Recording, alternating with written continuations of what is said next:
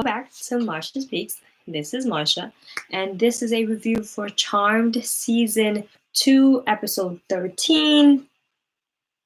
Yes, as the title says.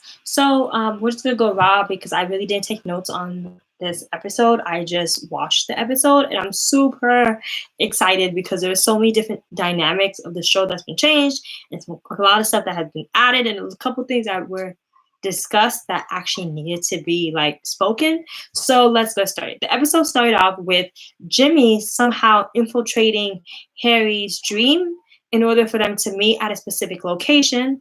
I'm going to just do Harry's stuff first and then the Charmed ones because they all kind of separated into two very distinct storylines for this episode, which I appreciate instead of it being like 3 or 4 different avenues going on right now. It's only 2 different ones.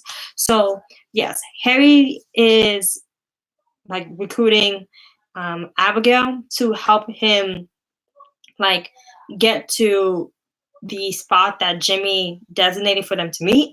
And I just find it again fascinating that Harry didn't ask the Charmed ones for help. He didn't ask specifically Macy for help. He just told the girls like, this is what I'm gonna do. Even Mel said that this is most likely a trap, and he agreed, but he's gonna do it anyways because he just needs information at this point and to find out what's going on with Jimmy. From there, he goes and meets Abigail, and he tells Abigail that, of course, because a white lighter can't kill a dark lighter and vice versa, that if anything were to happen, plan B is for her to kill him or to kill Jimmy, therefore killing him. That way they're both dead. And I just thought that was totally messed up because you know how much this girl actually is infatuated with you, and you still ask her to do these things that you would honestly never ask Macy to do. And he basically says that. I'm sorry, she basically agrees, that's really messed up. How can you ask me of this? Like, ask this of me. From there, she agrees that like, yo, I'm gonna do it on one condition. And of course, because she is so sprung, the condition is that they have one night alone. If you guys hear stuff in the background, I'm at home, and of course, family doesn't have any respect for people, so you'll probably hear my family in the background.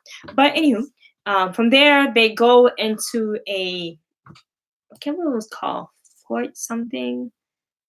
Like they go to this different location where where Jimmy told Harry to meet him, and we find the town frozen.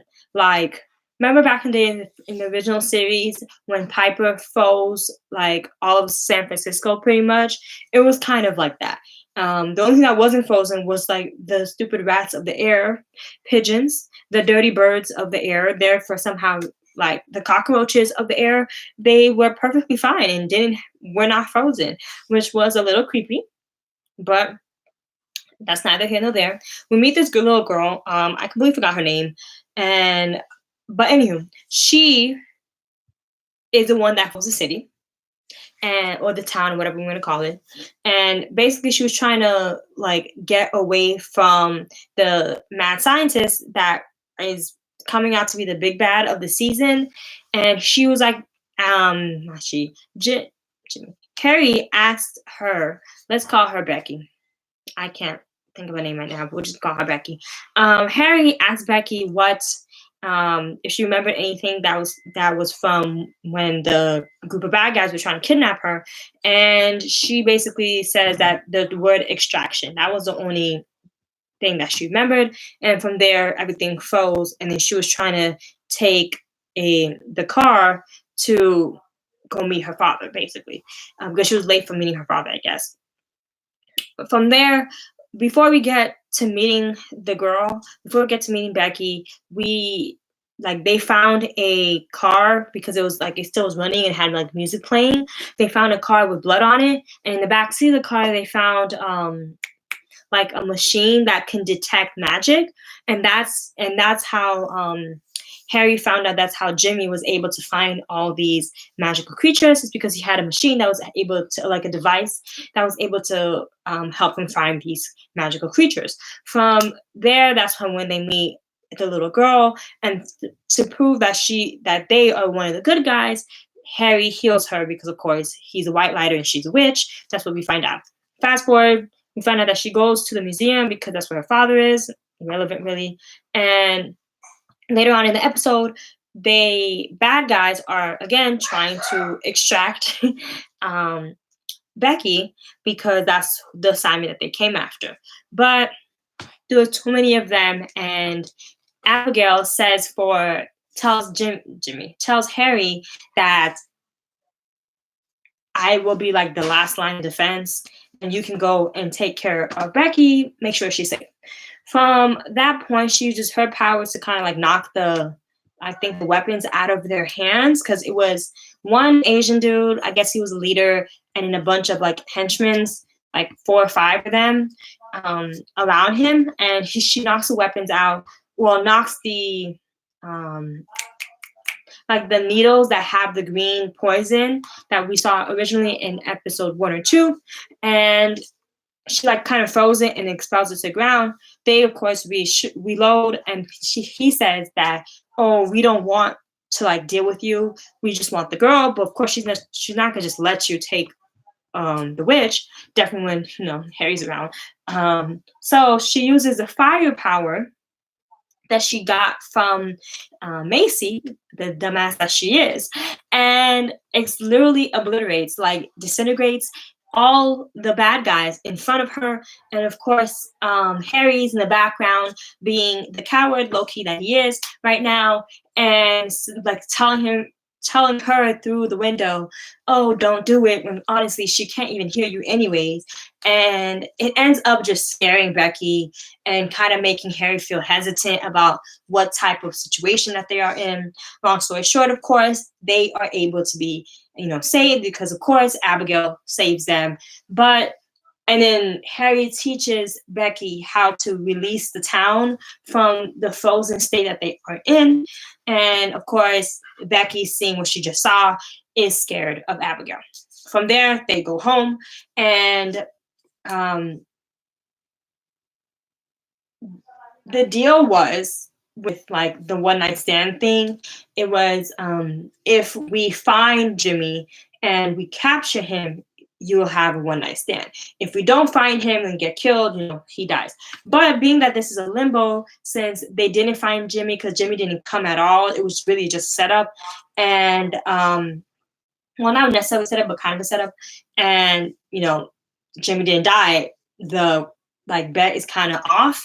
And honestly, she basically has been saying a lot of stuff that I've been saying, in that whenever something like dirty or like a little in the gray area or like something bad has to happen, Harry usually calls Abigail instead of calling Macy and the other sisters.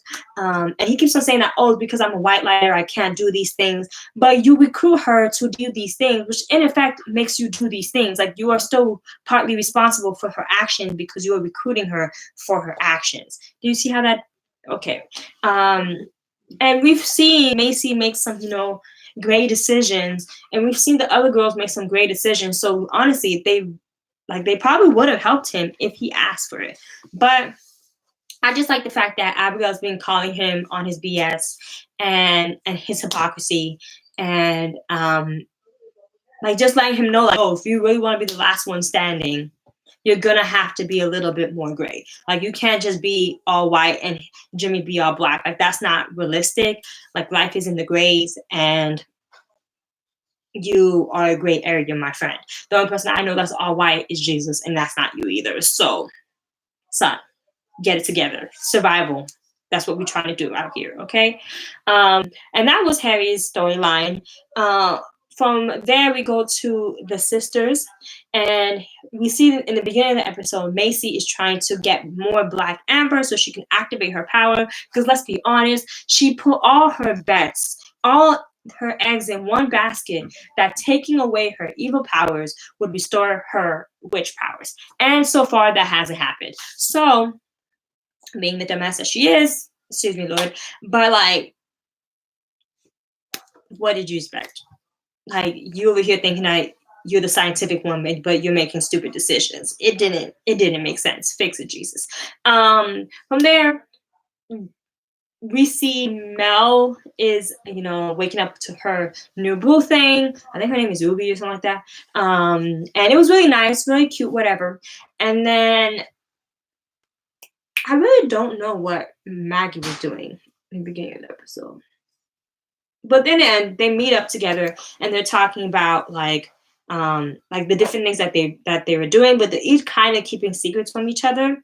And long story short, they get back to the headquarters and they're digging up the ground for more black amber. Mel was the one that said that they shouldn't. Maybe Mel or Macy was the one that said that they shouldn't be doing this because, again, it's the headquarters. If anything happens, like what y'all gonna do? But of course, Maggie hits something and it causes the whole headquarters to go on lockdown, which is what we saw in the promo where they said that they broke the headquarters. But it's literally just lockdown, and they have to go through a series of tests in order to prove that they are, one of the good guys, that they're the charmed ones, blah blah. Apparently, there was a Siri this whole time. Did anybody else suspect this? Low key, we should have, because come on, they've been integrating a lot of modern things into it. But basically, but this girl on The Voice is doing like asking questions, not asking questions. She is one of the, I guess, the last line of defense that the elders left for their headquarters. And there was like a series of questions, I think 5 or 6 questions that you can ask her. Once you reach the limit, all hell breaks loose. They were asking a lot of questions that apparently it caused a question, like one of the questions to go down in count wise, but she didn't really answer. In the end, we find out that certain people were granted access to the information that she has. And we find out like when all 3 of the sisters have put, hey Magic, what's up? When all 3 of the sisters put their hand on the Book of Elders, new pages pop up, and these new pages are in English. So that's how they knew it was really meant for them, because you're not really trying to translate what's in the book. But yes, they find out that new pages are pop up, and on the new pages are like sets of 3s, like 3 names, and always there's the 3rd name is in red. And that's how they find out that they are not the first charmed ones. And I thought this was pretty epic, because in the first series, that was one of my questions. How did they know that these witches that everybody has been waiting for is the most powerful group of witches if there were not other charmed ones before them? You know what I'm saying? So this really, I like the way that they kind of play on the old legacy of charmed ones with a modern twist. Like the same thing with the story or the background of the White Lighters and Dark Lighters. That was pretty awesome. And now we're delving more into what is the charmed ones. Like, is it cursed? Is it a blessing? Like how, like what is the history of the other charmed ones? So maybe I was kind of hoping that Piper and Paige and Phoebe slash Pooh were gonna be in the book, like of 3 people, but I guess it kind of didn't. I guess they couldn't do it, but it was pretty awesome to see this new take of the charmed ones. And I like the fact that one of the tests that they had to do after before they were able to get into the sanctuary was them being able to tell each other secrets. And at first they just thought in the beginning, they just thought it was just random secrets that they were holding in their hearts. For example, Macy holding the secret that Parker is still alive. That was pretty good. Or that Mel is actually dating somebody now. So they both kind of broke the relationship rule. But that wasn't the type of secrets that the Siri lady was kind of hoping, like asking for. It was more so secrets that you're not telling yourself. And I did like the fact that we went back and addressed Macy's, like, not, I don't want to say issue, but Miss Macy's background and how she views the world, in that she wasn't born with a sister, she wasn't raised with a sister, even though she had them, like she grew up her whole life being an only child. And even though she kind of feels lonely sometimes or feels like the outsider, she also does need time to process and be by herself, which is very realistic. You can't expect someone who was raised as a loner, who was raised as a single child, to all of a sudden be like gung ho to be part of a power of three. Like that's not realistic. So I really did like that. Um,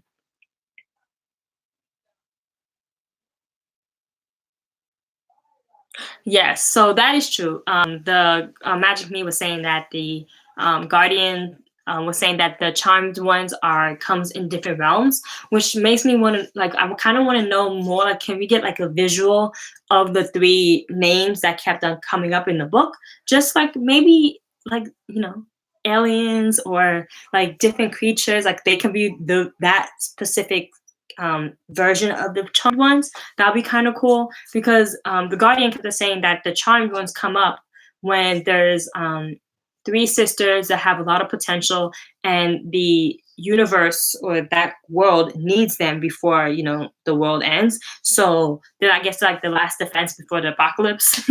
But yeah, I thought that was really cool, and it was sad and interesting that that the Guardian is actually a charmed one. Like she was one of the charmed ones that lost a sister. If not that she is the lost sister, they didn't really specify.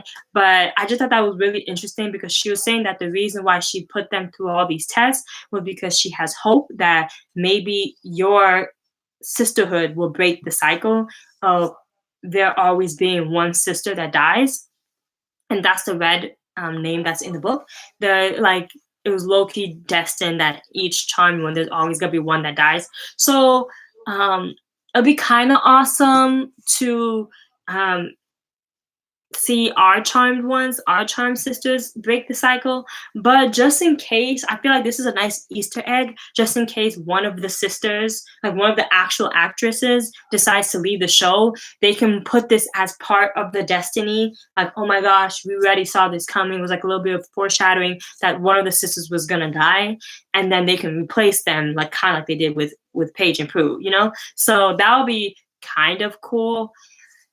The other thing that I thought was interesting is that later on, after the Guardian shows, her little self, and we find out that in the sanctuary there is a pot, like a fountain, I guess, like an upside down fountain. I don't know what you call it. Like the little water fountain where the birds play in. They It's like filled with black amber, and then there's also like leaves of the green poison that Jimmy was using. So I just thought that was interesting that they are. It's kind of like the source. Remember how in season one there was the source was something that was either considered the source of all good or the source of all evil, but it ended up just being the same thing, just depending on how you use it. So I just thought that was kind of interesting how the tree is producing both the green poison and the black amber. It's coming from the same tree. So I thought that was interesting. Lastly, the end of the episode ends with Jimmy, well, Harry acting like he's smoking something, like he's sniffing something, which was a little weird because I was like, "You giving me drug addict teas?" I don't know how I feel about this, but yeah. So he used it, made his mind go to where Jimmy was, and like he was saying that, oh, you doing this kind of like a setup, but Jimmy was like, no, I'm trying to show you something. And in the end, Harry pieces out that the bad guys are actually not trying to steal the magical creatures for themselves. They're trying to steal their powers or steal the magic from the creatures, not necessarily capture the creature. Like the creatures are just a means to an end, but they want the magic that's inside them. And then sorry, I just thought that it was so naive of Harry to say to Jimmy that, oh, you're aligning yourselves with them. We kind of already knew that there was some type of totem that if a person had, they control Jimmy. So for you to say that, oh, like that he has free will to choose to be with these bad guys was a little ridiculous because you knew the elders had these type of totems, so it didn't really make sense in my mind. But that just goes to show like Harry's really choosing to see what he wants to see in this season, and it's getting a little annoying. But yeah, Jimmy's saying that at the end he just wants to totem back for himself so he can have the freedom to choose. I still want them to be united by the end of the season or maybe early season 3, but I would also be fine if they decide to keep them as separate entities and let them be with whoever they wanted to be. But I'm not the writer. I did not see next week's episode. And my hope is I kind of want to know more about the um the bad guys this season. That finally, like, I kind of want more details about them because like this is getting very slow paced. Um, I also want to, like I've said before, I want to know more about Abigail's backstory, about Abigail's mother, because apparently Abigail loved her mother. So I want to know more about how she got into this path. Um, I want Harry to really think about his feelings because the excuses he's giving are like you could poke holes in them every other place. So I want him to really think about why he doesn't want to be with Abigail and like get it together because this is ridiculous. Like you don't really have any valid reasons not to be with Abigail. And honestly, as of right now, I think Abigail and Harry would make a better couple than Harry and Macy does, even though I did not think I would say that in the beginning of the episode, like in the beginning of the season. Yes, I want some more fight scenes as well, Magic. Like it's cool to get backstory, but we can do backstory sprinkled in with some action, like see more that's going on. I'm just sick of the relationships as being the centerpiece of this show when see the series was not really based on that. Like it wasn't really based on like relationship storylines and da da da da. Like it was based on like women being empowered and saving lives. So I'm just confused as to why we have reduced this amazing show to just triangles and squares and stupid relationships, like it's or circles. Like it's just ridiculous at this point. But yeah, I would also like to see some more fight scenes, except the fight scene 2 episodes ago, I think it was, when no, Maggie was fighting with like one of the demons or whatever. It was super lame. Like the choreography wasn't that great, but it was better than nothing, so I accepted it. But again, I want to know more about Abigail. At this point, that's who I'm rooting for, and I didn't think I like y'all know she's not my favorite character and I don't know how I feel about how I'm making a 180, but here I am. Call me Miss 180 because I'm Team Abigail at this point. Everybody else making stupid decision. Her mind is very strategic, and I'm loving it. So yeah, until the Charmed ones get their stuff together, I'm Team Abigail. Let her reign. Let her reign continue forever. Yes, more. I'm sorry, but Magic is right. More magical fights. Like we don't have to do hand to hand combat. I'm sick of the stupid stick that they're trying to make Maggie use like it's an in thing. Like it's if anybody watched Mean Girls, it's like fetch. Fetch never happened. Fetch never caught on, and that stick is like fetch. It's never gonna catch on. It's so stupid. Like stupid dumb. Can we give me some levitation? Like I know her powers are very passive, but can we give something like I was watching Black Lightning today. And the episode before in Black Lightning, it was this one guy who had mind manipulation where like he can will whatever he wants you to do and you do it. And I'm like, yo, this low key can be an active power of Maggie because she's emotions and and she sees premonitions and stuff like that. Like you can make like her will somebody to do something as part of her active powers. So why are we not doing that? I don't I don't understand. I'm just sick of them giving me mediocrity. Um, but yeah, that's all I got for this episode. I didn't watch the promo for this next episode coming up. Um, let me see. We can watch it together. Even though I'm not gonna put up the promo on here, I'm probably just gonna watch it. Um, Charmed.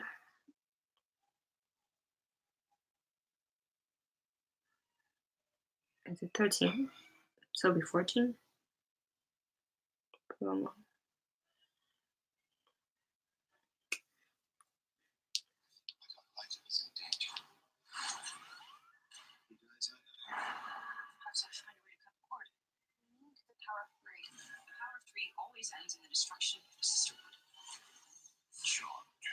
Okay.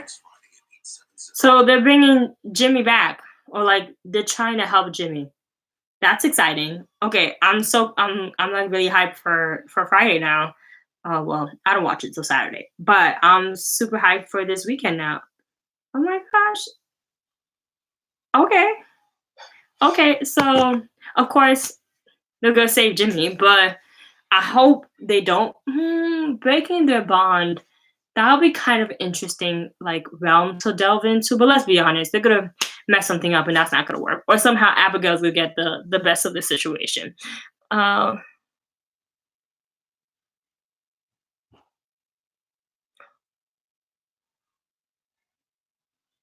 where Abigail discussed while talking to her men about finding someone.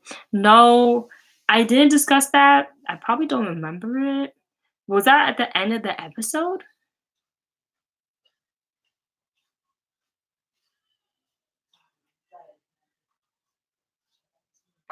No, I didn't see anything about Abigail talking to somebody about finding someone, but maybe she's trying to find Jimmy herself. That'd be pretty cool. Or trying to find who the big bad is. The way she's so sprung. Oh no, I didn't remember that part. Um, but the way she's sprung, I wouldn't be surprised if she has her men try to find who the head bad guy is of the like science group, just so that she can get bounty points to hop on what's his name. I'm gonna keep it PG. But yeah, I wouldn't be that shocked. And I'm just confused as to why Harry. Can someone explain to me why Harry just doesn't want to make this relationship work? Because like the reason why I think that Harry and Abigail now will make a better couple is because, in my opinion, when you're in a relationship, right?